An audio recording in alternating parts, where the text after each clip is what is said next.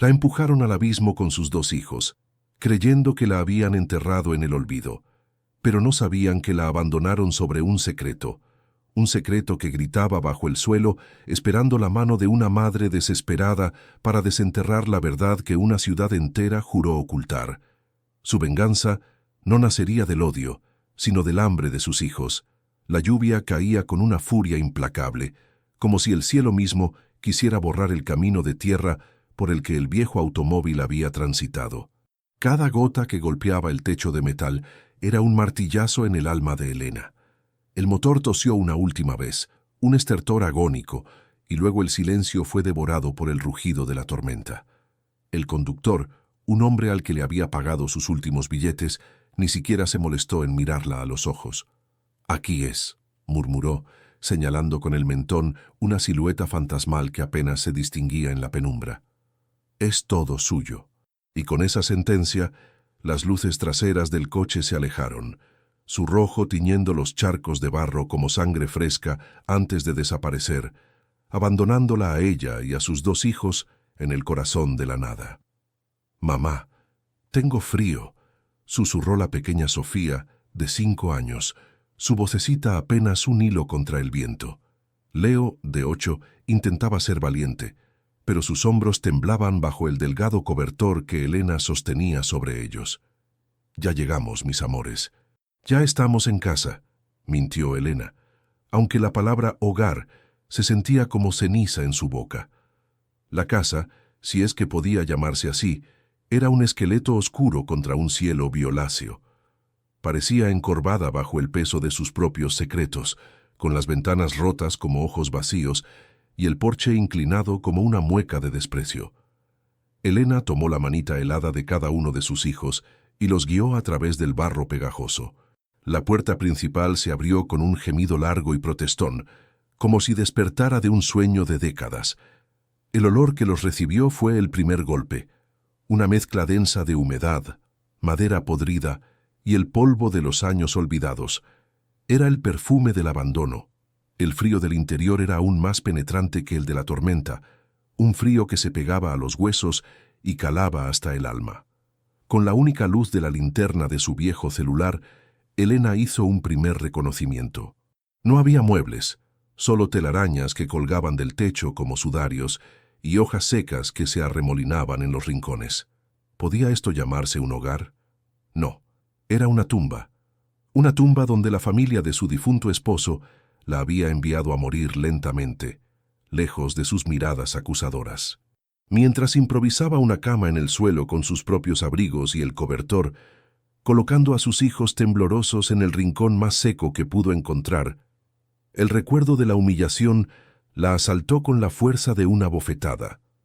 Recordó la sala de estar de sus suegros, tan pulcra y ordenada, tan llena de calor y tan vacía de compasión. Hacía solo una semana que había enterrado a su marido, Mateo, y ya la estaban expulsando. «El accidente en la construcción nos dejó a todos en la ruina, Elena», había dicho su suegro sin mirarla. Don Alejandro Balbuena fue muy generoso al no culpar a Mateo, pero las deudas quedan. Su suegra, una mujer de mirada dura y corazón de piedra, había sido más directa. «Mateo ya no está para pagar tus caprichos. Nosotros no podemos mantenerte a ti y a tus hijos. Es hora de que te hagas responsable». Le hablaron de aquella casa, una propiedad olvidada de un bisabuelo, un lugar del que nadie se había acordado en 50 años. «Es tuya por ley», le dijeron, pero sonaba más a una condena que a un regalo. La verdad era que la querían lejos, lejos de Villa Silencio, lejos de las preguntas incómodas sobre la muerte de Mateo, lejos de la sombra de don Alejandro, el hombre más poderoso de la comarca, el dueño de la constructora donde su esposo había perdido la vida. Elena acunó a Sofía, que tosía suavemente por el polvo, y le dio un beso en la frente a Leo. La desesperación era un nudo en su garganta, pero no podía permitirse llorar. No delante de ellos. Su dolor era un lujo que no podía pagar. Su única misión ahora era sobrevivir un día más, por ellos. Los primeros días fueron un infierno de frío y hambre. La escasa comida que habían traído se agotó con una rapidez aterradora. Elena limpiaba y exploraba la casa durante el día, buscando cualquier cosa, lo que fuera, que pudiera vender para comprar un poco de pan y leche. Pero no había nada. La casa había sido despojada de todo valor hacía mucho tiempo. Al cuarto día, con el estómago de sus hijos haciendo ruidos de hambre y sus propias fuerzas flaqueando, la desesperación se convirtió en una rabia sorda. Barriendo furiosamente el polvo acumulado en el suelo de la sala principal, su pie tropezó con algo. Una tabla del piso. Estaba ligeramente levantada. Irritada, la pateó, y en lugar de volver a su sitio, la madera vieja y carcomida se partió con un crujido seco, revelando un rectángulo de oscuridad debajo. Elena se quedó paralizada, con el corazón latiéndole en los oídos. Leo, que dibujaba figuras en el polvo para entretener a su hermana, se acercó con la curiosidad inocente de sus 8 años. «Mamá, ¿qué es eso? ¿Hay un tesoro ahí abajo?» La palabra tesoro sonó como una broma cruel en la desolación de aquella casa, pero en el fondo de su abismo, una minúscula e irracional chispa de esperanza se encendió. «¿Y si...?» Con manos temblorosas, Elena se arrodilló. El agujero olía a tierra húmeda y a tiempo encerrado. Apuntó con la temblorosa luz de su celular hacia el hueco. Al principio solo vio oscuridad, pero luego el haz de luz se reflejó en algo metálico. Metió el brazo, sintiendo el frío de la tierra y las telarañas en su piel. Sus dedos rozaron una superficie fría y rugosa. Con un esfuerzo, la arrastró hacia la luz. Era una caja. Una pequeña caja de metal, cuadrada y cubierta por una gruesa capa de óxido y tierra. Estaba cerrada y era pesada, mucho más pesada de lo que debería. Se quedó mirándola, la respiración agitada. El viento silbaba a través de las ventanas rotas, como si le estuviera susurrando advertencias. Aquella caja no era un tesoro. Se sentía como un secreto que había estado esperando en silencio, bajo los pies de generaciones, a que llegara alguien lo suficientemente desesperado como para escucharlo. Si usted es madre, padre, o simplemente entiende la fuerza que nace cuando se lucha por aquellos a quienes amamos, deje su like para darle coraje a Elena y a sus hijos.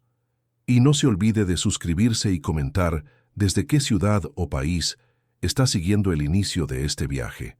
Su compañía y su energía positiva son todo lo que esta familia tiene en este momento. Esa noche, Elena acostó a sus hijos, les cantó una canción de cuna hasta que sus respiraciones se volvieron profundas y tranquilas. El hambre los había dejado exhaustos. Se sentó en el suelo, con la caja de metal frente a ella. El miedo era una criatura viva en la habitación. ¿Qué podía haber dentro? Dinero que solucionara sus problemas, o algo oscuro, algo peligroso que la hundiría aún más en la desgracia. Por un momento, quiso volver a ponerla en su agujero, enterrarla de nuevo y olvidar que la había encontrado. Pero entonces, el recuerdo de los ojos hambrientos de sus hijos la golpeó. Ya no tenía nada que perder, pero ellos lo tenían todo por vivir. Su miedo no importaba. Su futuro, sí. Con una determinación que nació de lo más profundo de su amor de madre, con las manos aún temblando, no por miedo, sino por resolución, se preparó para abrir la caja. No sabía qué encontraría, pero sabía que después de esa noche, nada volvería a ser igual. Forzar la cerradura oxidada de la caja fue una batalla. Sin herramientas, Elena usó una piedra suelta que encontró junto a la chimenea desmoronada, golpeando el metal con una fuerza que nacía de la pura desesperación. El metal protestó con un chirrido agudo, un lamento que llevaba décadas atrapado, hasta que finalmente, con un chasquido seco, el pestillo cedió. Por un instante contuvo la respiración, una plegaria silenciosa en sus labios. Que sea dinero, por favor, que sea suficiente para la leche de Sofía y el pan de Leo. Levantó la tapa con cuidado. El olor que emanó no fue el metálico de las monedas ni el de los billetes viejos, sino algo más profundo, un aroma a papel antiguo y a tiempo estancado. Su corazón se hundió. Dentro no había joyas ni fajos de dinero, solo había un diario con la tapa de cuero, agrietado como la tierra seca, y un fajo de papeles amarillentos atados con una cinta descolorida. La decepción fue tan amarga que casi le arranca las lágrimas. No era un tesoro, era solo el equipaje de un fantasma. Dejó la caja a un lado, sintiendo el peso de la derrota. Pero mientras arropaba de nuevo a sus hijos, la curiosidad, esa terca semilla que sobrevive incluso en los terrenos más áridos, comenzó a brotar. ¿Quién había escondido esto? ¿Y por qué? Una vez que los niños estuvieron profundamente dormidos, volvió a sentarse en el suelo, la linterna de su celular como un único punto de luz en la inmensa oscuridad, y abrió el diario. La caligrafía era elegante, la de un hombre educado. La primera página estaba fechada: 10 de mayo de 1962. El autor se llamaba Julián. Las primeras entradas eran casi poéticas. Describía su amor por aquella tierra, la misma en la que ahora Elena se sentía prisionera. Hablaba de la dulzura de los duraznos en verano, del viento que cantaba entre los pinos, de su sueño de construir una familia en esa misma casa. Elena sintió una extraña conexión con aquel hombre, un eco de sus propios sueños rotos con Mateo. Pero a medida que pasaba las páginas, el tono del diario cambiaba de forma dramática. La alegría se desvanecía, reemplazada por una creciente ansiedad, que luego se transformaba en miedo, y finalmente en una rabia impotente. Julián hablaba de una injusticia que clama al cielo, de un robo a plena luz del día. Acusaba a los fundadores de Villasilencio, a los patriarcas cuyas estatuas adornaban la plaza del pueblo, de ser lobos con piel de cordero. Mencionaba un nombre una y otra vez, como una herida que no dejaba de sangrar.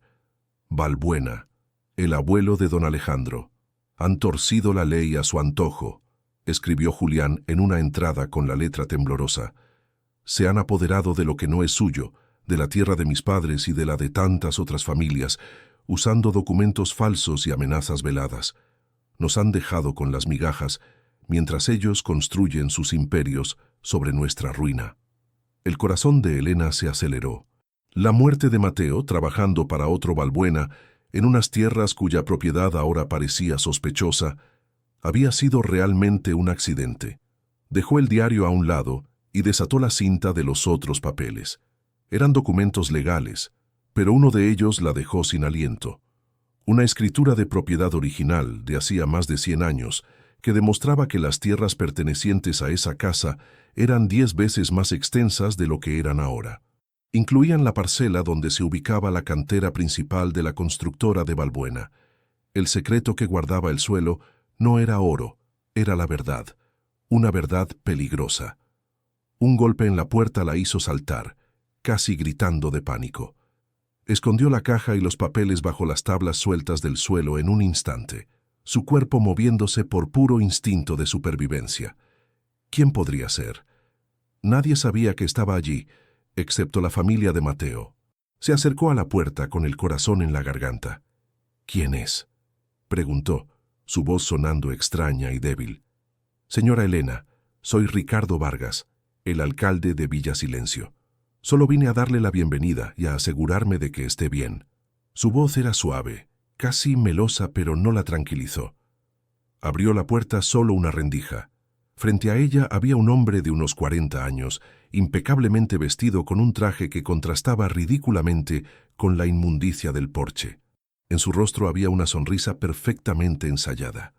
«Alcalde», dijo ella desconfiada, «¿cómo sabía que estaba aquí?» «Villasilencio es un pueblo pequeño. Las noticias vuelan», respondió él, su mirada pasando por encima del hombro de Elena, escudriñando el interior de la casa.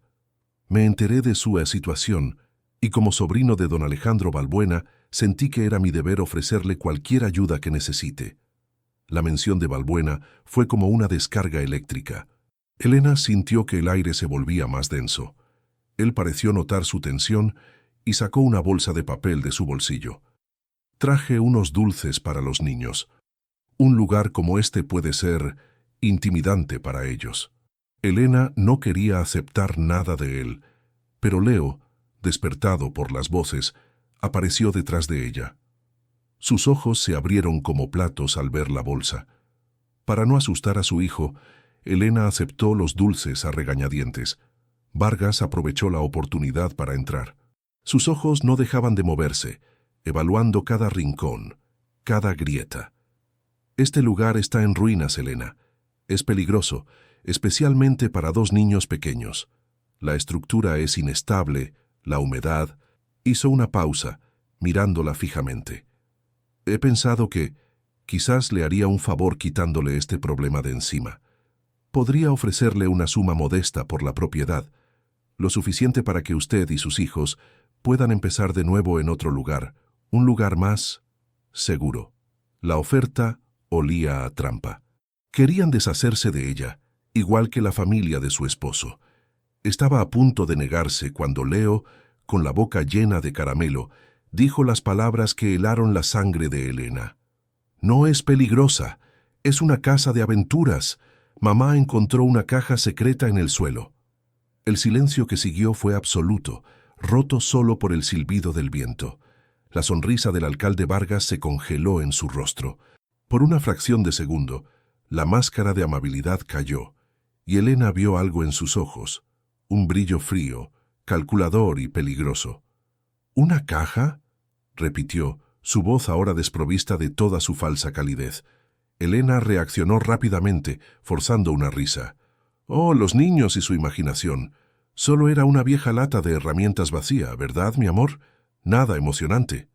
Agarró a Leo del hombro con una suavidad que ocultaba la urgencia de su gesto. Vargas la estudió por un momento que pareció una eternidad. Luego, su sonrisa artificial regresó, pero no llegó a sus ojos. Por supuesto, la imaginación infantil. Se dirigió hacia la puerta. «Bueno, mi oferta sigue en pie.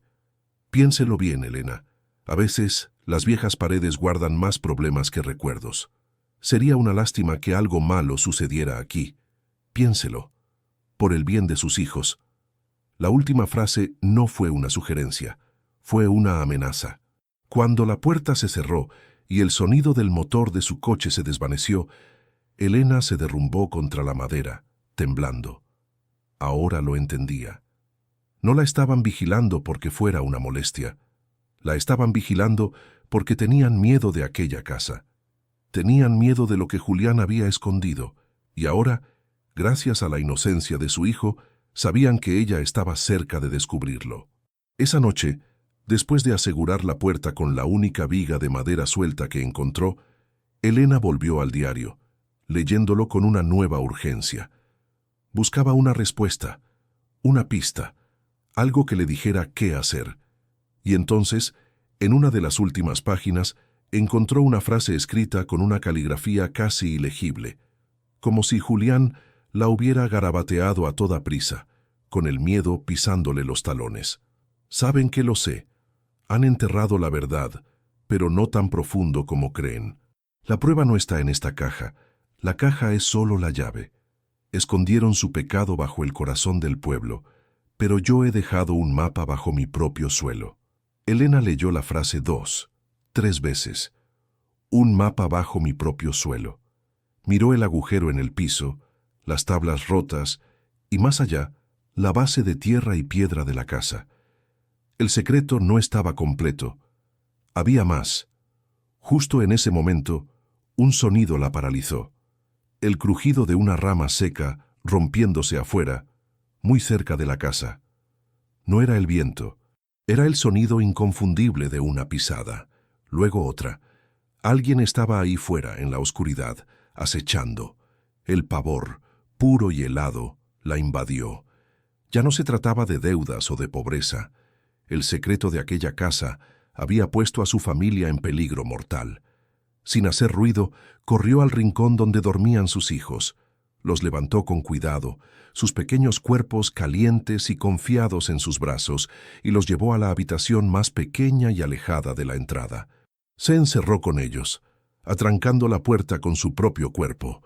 Abrazada a Leo y Sofía en la oscuridad total, escuchaba los pasos sigilosos que rodeaban su frágil refugio, sabiendo que los susurros del pasado se habían convertido en una amenaza muy real y presente. La noche fue una vigilia aterradora. Elena permaneció inmóvil, un escudo humano frente a la puerta de la pequeña habitación, con sus hijos durmiendo a su espalda, ajenos al terror que la atenazaba.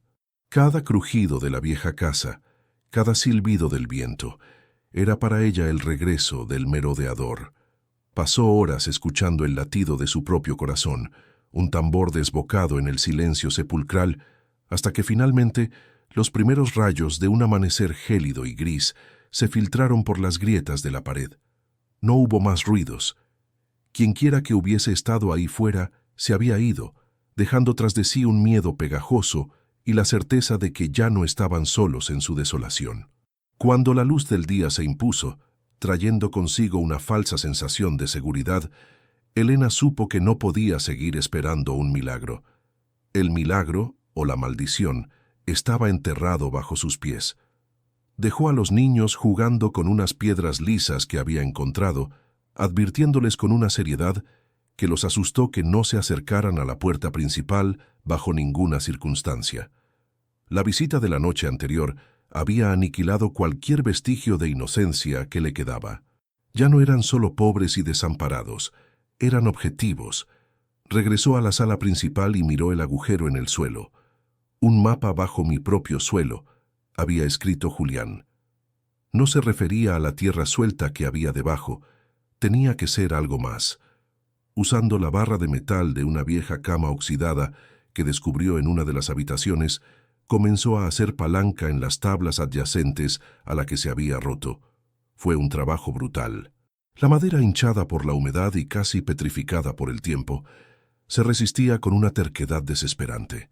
Las astillas se clavaban en sus manos, y el sudor le perlaba la frente a pesar del frío. Pero la imagen del rostro del alcalde Vargas y su velada amenaza sobre sus hijos era un combustible que quemaba más que el agotamiento. Tabla tras tabla fue revelando el subsuelo. Debajo no había más que la base de la casa, una sólida capa de piedra y argamasa antigua. La frustración comenzó a carcomerla. ¿Se había equivocado? ¿Había sido la divagación de un hombre enloquecido por la injusticia? Estaba a punto de rendirse cuando la luz del sol, que entraba por una de las ventanas rotas, incidió en un ángulo particular sobre la superficie de la piedra. Y entonces lo vio. No eran grabados obvios, eran líneas finas, casi imperceptibles, talladas con una precisión asombrosa en la roca de los cimientos. No era un dibujo, era un plano. Con el corazón desbocado limpió el polvo y la tierra con la falda de su vestido. Las líneas formaban un trazado que reconoció al instante. Era un mapa de la plaza central de Villa Silencio. Allí estaba el contorno de la iglesia, el kiosco, y en el centro, un círculo con una cruz. La estatua del fundador, el abuelo de don Alejandro Balbuena, y desde esa cruz, una pequeña flecha apuntaba a un punto específico en la base del monumento, con una palabra apenas legible grabada a su lado: raíz. La raíz. La raíz de la mentira. La raíz de la fortuna de los Balbuena. La raíz de su propia desgracia. Julián no había enterrado las pruebas en su casa. Había usado su casa para señalar dónde estaban escondidas. En el lugar más público y a la vez más impensable de todos, bajo la efigie del hombre al que todos en el pueblo veneraban. La revelación fue como un relámpago que lo iluminó todo, pero la claridad trajo consigo una sombra aún más oscura. Tenía que ir a esa plaza. Tenía que encontrar lo que Julián había ocultado. Era la única manera de obtener las armas que necesitaba para defenderse, para luchar por la herencia de sus hijos y por la verdad sobre la muerte de Mateo. Pero la idea de irse, de dejar a Leo y a Sofía solos en aquella casa aislada y vulnerable, era una tortura física. El dilema la partió en dos. ¿Cómo podía una madre abandonar a sus cachorros sabiendo que los lobos estaban rondando? Pero, ¿cómo podía no hacerlo, sabiendo que si se quedaba quieta, los lobos acabarían devorándolos a todos de todos modos? Pasó el resto del día en un tormento de indecisión. Observaba a sus hijos jugar, sus risas resonando en la casa vacía, y cada carcajada era una puñalada en su conciencia. Si les pasaba algo mientras ella no estaba, jamás se lo perdonaría. Pero si no actuaba, los condenaba a una vida de miseria y miedo, siempre bajo la bota de los Balbuena. El recuerdo de la amenaza del alcalde volvió a su mente. Piénselo, por el bien de sus hijos. Era un chantaje cruel. La estaban acorralando, forzándola a elegir entre dos opciones imposibles. La noche comenzó a caer de nuevo, y con la oscuridad, la decisión se solidificó en su alma con la frialdad del acero. Iría. Tenía que ir. Esperaría a la medianoche, cuando el pueblo estuviera sumido en el sueño y el silencio. Pero no podía dejarlos desprotegidos. Con una energía febril, comenzó a fortificar la casa. Arrastró los restos de un pesado armario de roble y bloqueó la puerta principal. Atascó las ventanas con trozos de madera podrida. No detendría a alguien decidido a entrar, pero al menos le daría a sus hijos unos segundos preciosos para esconderse. Entonces llegó el momento más difícil de su vida. Se arrodilló frente a Leo, que la miraba con unos ojos llenos de una seriedad impropia de su edad. «Leo, mi amor», le dijo, su voz baja pero firme, luchando por no quebrarse. «Mamá tiene que salir a hacer algo muy importante. Será solo por un ratito, pero mientras no estoy, tú eres el hombre de la casa, ¿entiendes?» Leo asintió tragando saliva. «Vendrán los hombres malos, ¿verdad?» El corazón de Elena se encogió. «No, mi cielo. Pero si escuchas cualquier ruido, quiero que tomes a Sofía y se escondan en el hueco del suelo. Quédense allí en silencio absoluto hasta que yo vuelva y diga la contraseña. Mateo nos cuida. ¿Me oyes? No salgan por nada del mundo, a menos que oigan esas 3 palabras». Le hizo repetir la contraseña una y otra vez. Vio el miedo en sus ojos, pero también vio una chispa de la valentía de su padre. Estaba depositando sobre los pequeños hombros de su hijo una responsabilidad monstruosa, y el peso de esa culpa casi la aplasta. Besó a Sofía, que ya dormía profundamente, y luego abrazó a Leo con una fuerza que contenía todo su amor y todo su pavor. «Te amo, mi valiente», le susurró al oído. «Vuelvo enseguida». Con el alma hecha pedazos, se deslizó fuera por una ventana trasera que apenas pudo abrir, una que daba al bosque. Cada paso que daba alejándose de la casa era una agonía. La luna llena colgaba en el cielo como un ojo vigilante, proyectando sombras fantasmales entre los árboles. El aire era gélido y cortante. Se sentía expuesta, diminuta, una presa aventurándose en la noche. Llegó al borde del bosque, donde comenzaba el camino de tierra que conducía al pueblo. El silencio era total. Parecía que lo había logrado. Dio un paso fuera de la cobertura de los árboles, su corazón latiendo con una mezcla de terror y esperanza. Estaba a punto de echar a correr cuando, a unos 100 metros de distancia, en la única curva del camino, 2 puntos de luz perforaron la oscuridad. Eran los faros de un coche. Estaban apagados, pero en el instante en que ella salió del bosque, se encendieron, cegándola. El vehículo estaba allí, inmóvil, bloqueando el único camino hacia Villa Silencio. No era una coincidencia. No la estaban buscando. La estaban esperando.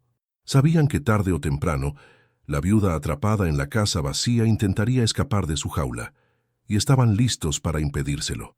Las luces del automóvil eran 2 ojos de depredador fijos en su presa.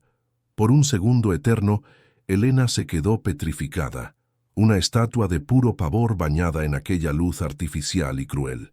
Su primer instinto fue animal, huir de vuelta a la casa, encerrarse con sus hijos y no volver a salir jamás. El camino estaba bloqueado, el plan había fracasado. La habían estado esperando, como arañas en el centro de su tela. Retrocedió. Un paso, luego otro, sintiendo las ramas del bosque arañándole la espalda, ofreciéndole su sombrío refugio.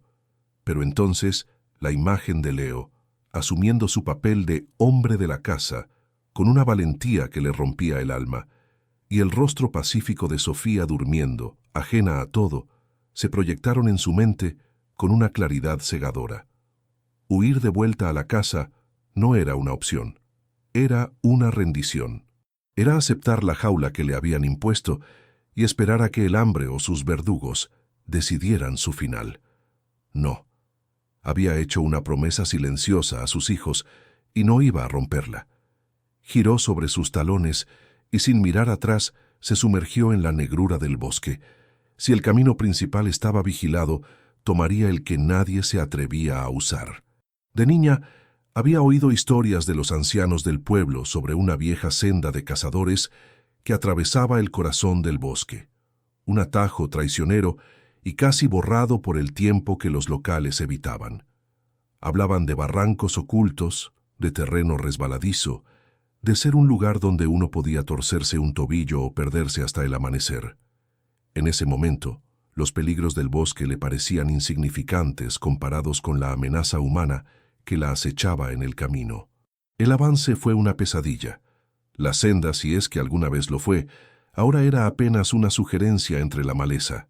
Las zarzas se enganchaban en su ropa y en su piel, abriéndole docenas de pequeños cortes que ardían con el frío. Las ramas bajas le azotaban la cara. El suelo era un colchón de hojas húmedas y podridas que ocultaba raíces traicioneras y piedras afiladas.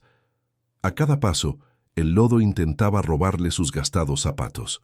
Varias veces tropezó y cayó, golpeándose las rodillas y las manos contra la tierra helada, ahogando un gemido de dolor para no hacer ruido, pero seguía adelante.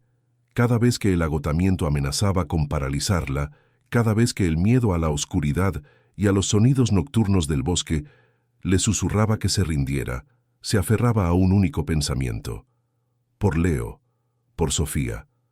Era su letanía, el combustible que alimentaba sus músculos doloridos y su voluntad de hierro.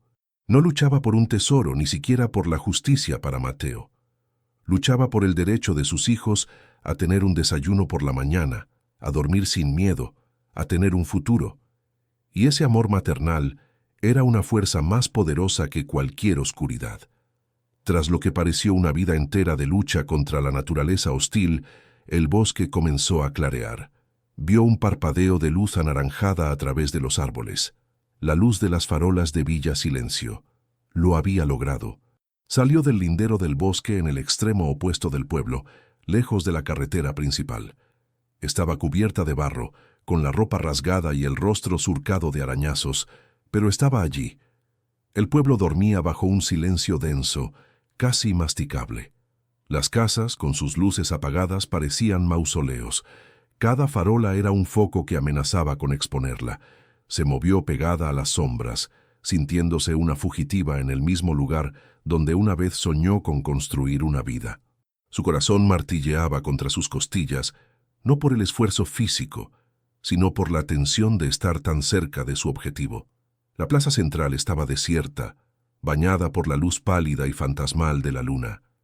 Y en el centro, imponente, se erigía la estatua. Era una figura de bronce de un hombre de semblante severo y mirada altiva. El fundador. El primer Balbuena. Un monumento a la mentira. Helena sintió una oleada de odio.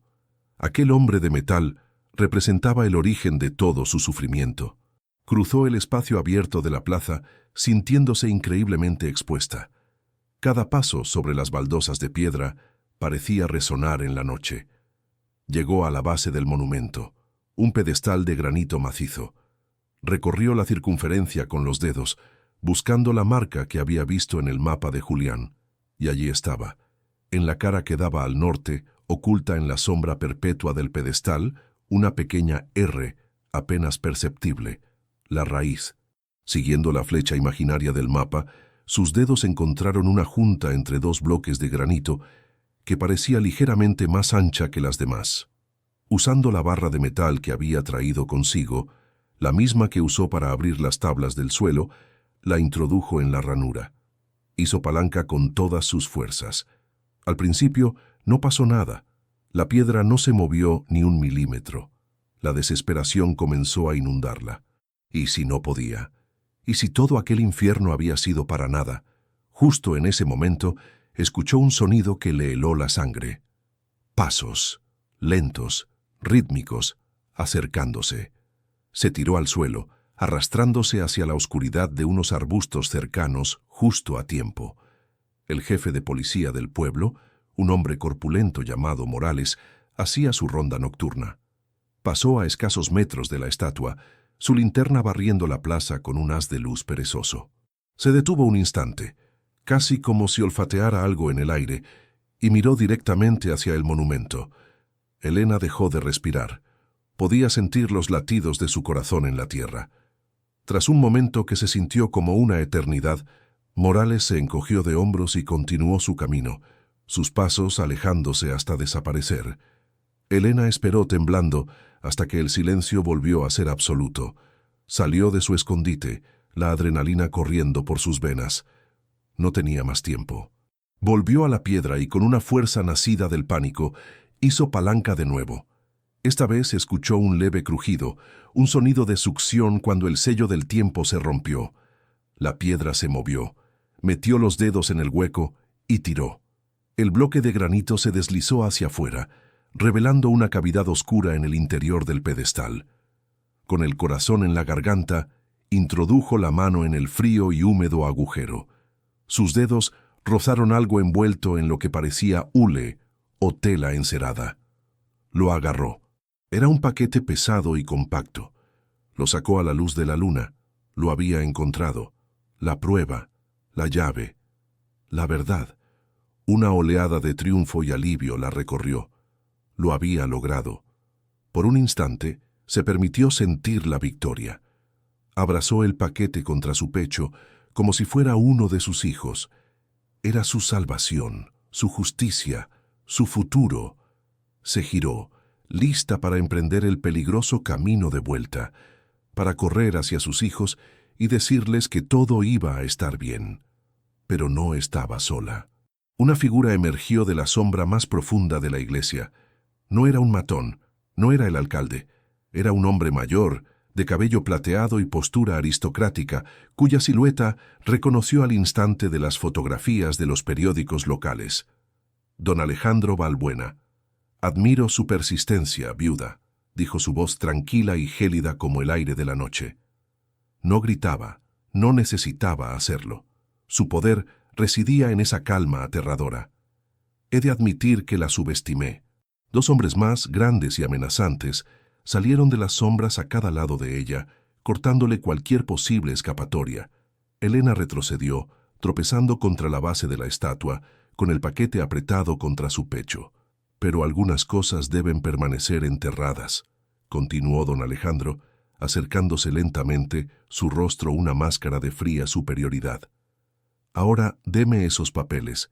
Piense en sus hijos. Sería una verdadera pena que se quedaran huérfanos del todo». La amenaza, pronunciada con una calma glacial que la hacía infinitamente más aterradora, no rompió a Elena. Hizo algo mucho peor. La hizo explotar. En el instante en que las palabras «huérfanos del todo» salieron de la boca de don Alejandro, algo ancestral y primario se encendió dentro de ella. El miedo que la había paralizado durante semanas se consumió en las llamas de una furia protectora. Ya no era la viuda desamparada, la mujer asustada que huía por el bosque. Era una madre. Era una leona defendiendo a sus cachorros, y en sus ojos oscuros ya no había terror, sino un fuego desafiante que pareció sorprender incluso al propio Balbuena. «Jamás», siseó Elena, su voz un gruñido bajo y peligroso que no parecía suyo. «Jamás tocará a mis hijos». Don Alejandro esbozó una sonrisa condescendiente, un gesto de un hombre acostumbrado a que el mundo se doblegue ante él. Una elección valiente, pero estúpida. Hizo un gesto casi imperceptible con la cabeza, y los dos matones que la flanqueaban comenzaron a avanzar. Lo que sucedió a continuación no fue una pelea elegante ni coreografiada. Fue una explosión de violencia cruda y desesperada. Cuando el primer hombre extendió su mano para arrebatarle el paquete, Elena reaccionó con la velocidad de un animal acorralado. Giró sobre sí misma y, en lugar de proteger el paquete, lo usó como un arma, golpeando al hombre en la sien con todo el peso de los documentos y de su desesperación. El golpe, sólido y contundente, lo tomó por sorpresa, haciéndolo trastabillar hacia atrás con un gruñido de dolor.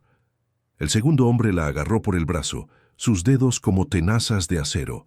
Elena gritó, un sonido agudo y salvaje que rasgó el silencio de la noche, y se revolvió en su agarre. Se dejó caer usando el peso de su propio cuerpo para desequilibrarlo, y le mordió la mano con la fuerza de una trampa de hierro. El hombre aulló de dolor y rabia, soltándola por un instante. Fue todo lo que ella necesitó. Se levantó de un salto y, sin dudarlo, cogió un puñado de tierra y grava del arriate cercano y se lo arrojó a la cara. El matón, cegado y escupiendo tierra, retrocedió a trompicones. Elena no era una luchadora. Era una mujer agotada, malnutrida y superada en número y fuerza. Pero en ese momento estaba impulsada por algo más poderoso que los músculos, el amor feroz de una madre. Cada golpe que daba, cada grito que lanzaba, era por Leo y Sofía, por cada noche que habían pasado frío, por cada comida que se habían saltado, por cada lágrima que habían derramado. Luchaba con la memoria de Mateo, con la injusticia de su muerte, con el peso de un secreto que había aplastado a un pueblo entero durante décadas. «¡Insolente!», rugió don Alejandro, su máscara de calma finalmente rota por la incredulidad y la furia. Él mismo se abalanzó sobre ella. Era un hombre mayor, pero fuerte y corpulento, y su peso la derribó al suelo. Cayeron junto a la base de la estatua, y el paquete de hule se le escapó de las manos, deslizándose por las baldosas.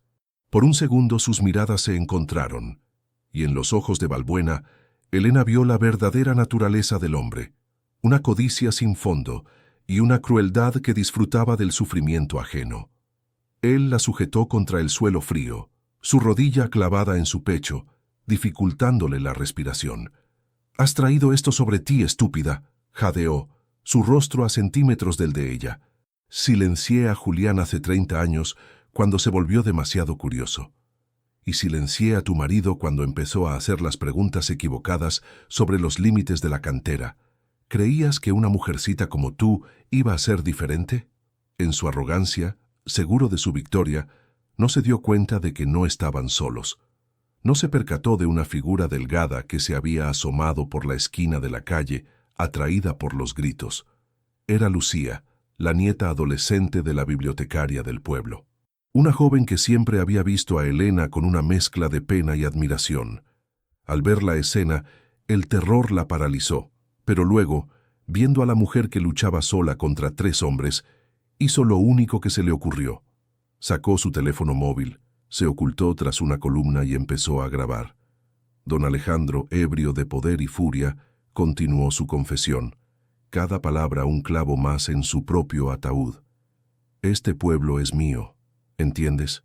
Lo construí con mis manos, sobre los cimientos que dejó mi padre. Todos aquí me deben lealtad. Incluso el jefe de policía come de mi mano. Haré que desaparezcas a ti y a tus bastardos y nadie dirá una sola palabra». «Don Alejandro, ya basta». La voz resonó en la plaza, cargada de una autoridad que sorprendió a todos. El jefe de policía, Morales, estaba de pie a unos metros de distancia, con la linterna apuntando directamente a la escena. A su lado, temblando pero con el teléfono aún en alto, estaba Lucía. Balbuena se levantó lentamente soltando a Elena. Se sacudió el polvo de su abrigo con una calma antinatural, como si lo hubieran interrumpido durante una cena. «Morales», dijo, su voz de nuevo bajo control, pero con un filo mortal. «Llegas justo a tiempo. Esta mujer me ha atacado. Estaba profanando el monumento de mi abuelo, y esta chiquilla es su cómplice. Deténlas a las 2». Morales no se movió. Su rostro, normalmente impasible, era un torbellino de emociones contradictorias. Había servido a los Balbuena toda su vida. Le debían su puesto, su casa, todo. Su lealtad estaba comprada y pagada, pero acababa de escuchar una confesión de asesinato. Lo había escuchado amenazar con matar a 2 niños inocentes, y lo había visto todo el pueblo, o al menos lo vería pronto a través del vídeo que Lucía, sin duda, ya había empezado a compartir. «No me has oído, Morales», insistió Balbuena, dando un paso hacia él. «He dicho que las detengas». El jefe de policía miró a don Alejandro, el hombre que había sido su patrón y protector.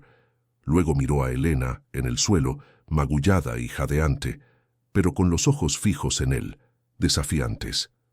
Finalmente, su mirada se posó en la cara aterrorizada, pero decidida de Lucía, que sostenía en su mano la prueba irrefutable. El pacto de silencio de Villasilencio, Un pacto que había durado generaciones se estaba resquebrajando en ese preciso instante, en el corazón de la plaza.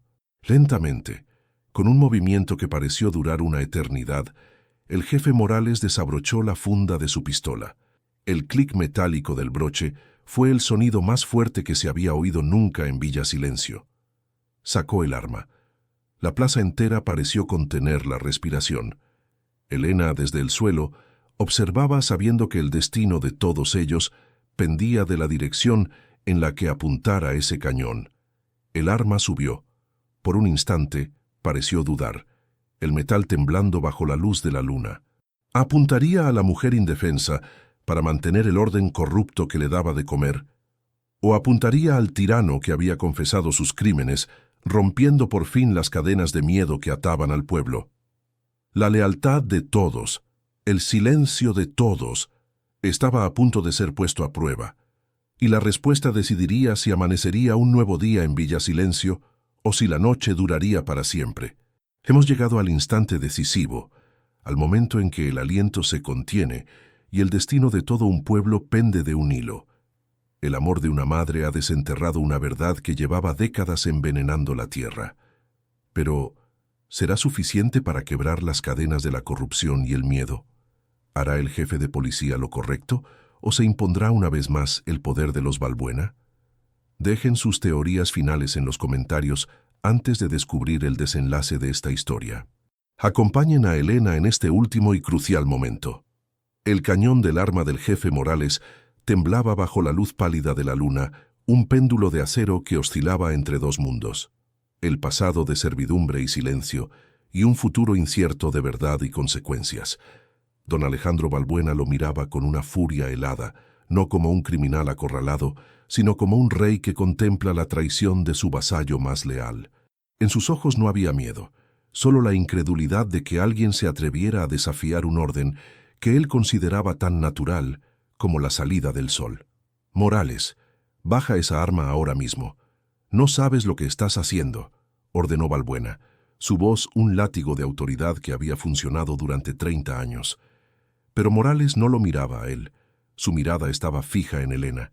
La vio en el suelo, cubierta de tierra y magulladuras, pero con la espalda recta y la barbilla en alto.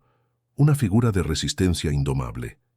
Vio en ella a su propia esposa, a su propia hermana, a todas las mujeres del pueblo que habían aprendido a caminar con la cabeza gacha.